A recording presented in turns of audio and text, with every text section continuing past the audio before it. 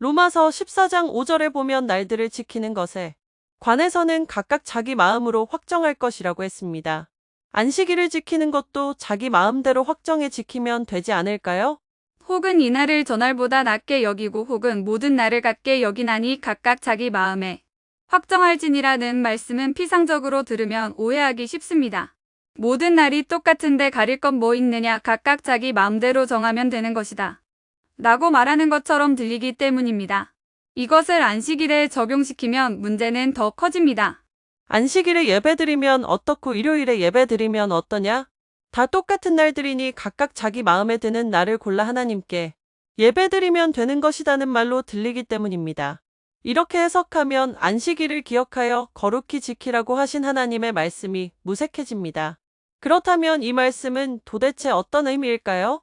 우선 이런 말씀을 하게 된 로마서 14장의 배경을 생각해 보는 것이 순서입니다. 무슨 말이든 그 말을 하게 된 배경과 이유가 있기 때문입니다. 로마서 14장에는 믿음이 연약한 자와 강한 자라는 표현이 있는데 대부분의 그리스도인은 14장의 배경도 잘 모르고 채소 먹기를 원하거나 안식일을 기억하는 사람들을 믿음이 연약한 자로 생각하고 그들을 율법주의자며 그리스도인 자유의 걸림돌로 몰아붙입니다. 바울이 어떤 사람은 모든 것을 먹을 만한 믿음이 있고 연약한 자는 채소를 먹느니라. 또 혹은 이날을 저날보다 낮게 여기고 혹은 모든 날을 같게 여기나니 각각 자기 마음에 확정할지니라. 롬 14호라고 말했을 때 사도는 과연 무엇을 마음속에 생각하고 있었을까요? 로마에는 일찍부터 유대인 사회가 자리 잡고 있었습니다.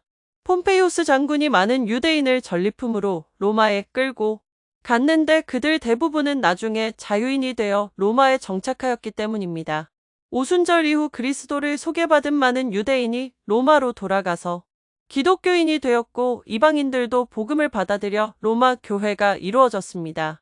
그러나 글라우디오 황제가 로마에서 유대인들을 2번에 걸쳐 추방하자 유대인들이 떠난 교회를 잠시 동안 이방인 그리스도인들이 맡아 지키게 되었습니다. 오래지 않아 유대인들이 다시 돌아오자 갈등은 피할 수 없는 것이 되었습니다. 유대인 그리스도인들의 눈으로 보면 이방인 그리스도인들은 여전히 믿음직스럽지 못했습니다. 그들은 율법에 대해 잘 알지도 못하면서 맹목적으로 구원을 확신하고 있는 것처럼 보였습니다. 할례도 절기도 무시하는 이방인들에게 과연 구원이 있을까 유대인들은 의심했습니다. 이방인 그리스도인들의 눈으로 보면 유대인 그리스도인들이야말로 답답하고 얽매인 사람들이었습니다.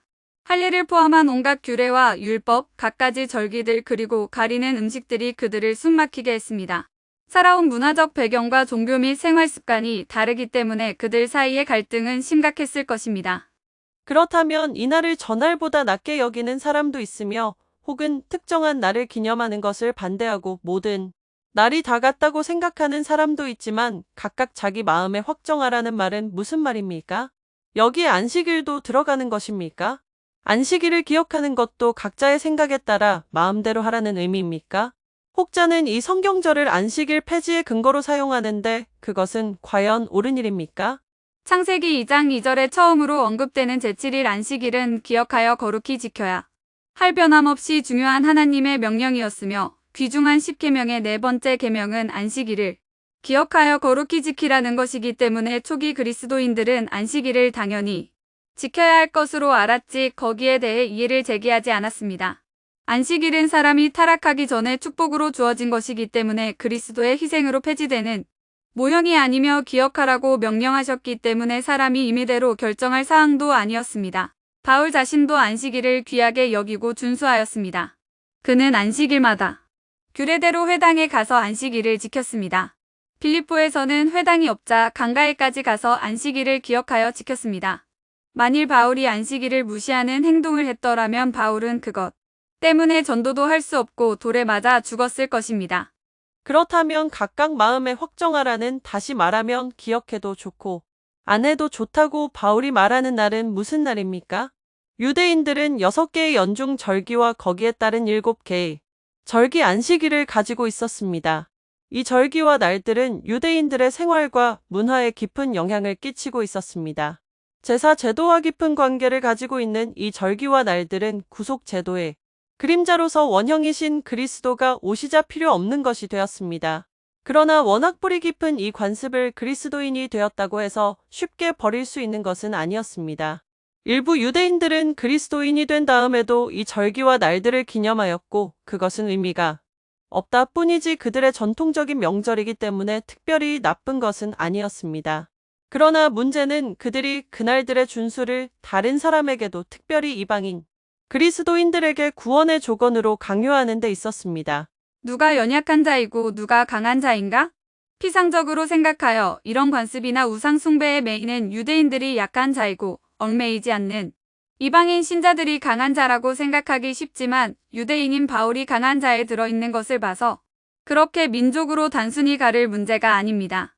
그러므로 바울이 말하는 약한 자란 잼을 먹는 것에 민감한 상처를 입기도 하고 날들을 지키는 것을 중히 여겨 거기에 매달리기도 하는 예민한 신자들을 의미한다 하겠습니다. 그러나 이러한 그룹들을 바울은 책망하지 않았습니다. 하나님께서는 그들도 받으시기 때문입니다. 누가 강한 자입니까? 우상제물이나 절기 준수 같은 문제에 자신은 얽매이지 않으면서도 문화나 관습적인 차이 때문에 그런 것들을 소중히 여기는 형제들을 업신여기지 않고 판단하지 않으며 연약한 자의 약점을 담당하고 자기를 기쁘게 하지 아니하는 사람입니다. 그러므로 로마서 14장은 아무 것이나 먹고 살라는 말이나 아무 날이나 안식일로 지켜도 된다는 말이 아닙니다. 마음에 확정하라는 날은 기억하여 거룩히 지키라고 하신 제7일 안식일이 아니라 절기와 절기 안식일을 말하는 것으로서 그리스도 이후로 자연히 그 의미가 사라진 것이지만 어떤 신자가 관습상 절기들을 기념한다 하더라도 정죄까지는 할 필요가 없다는 것이 바울의 의도였습니다.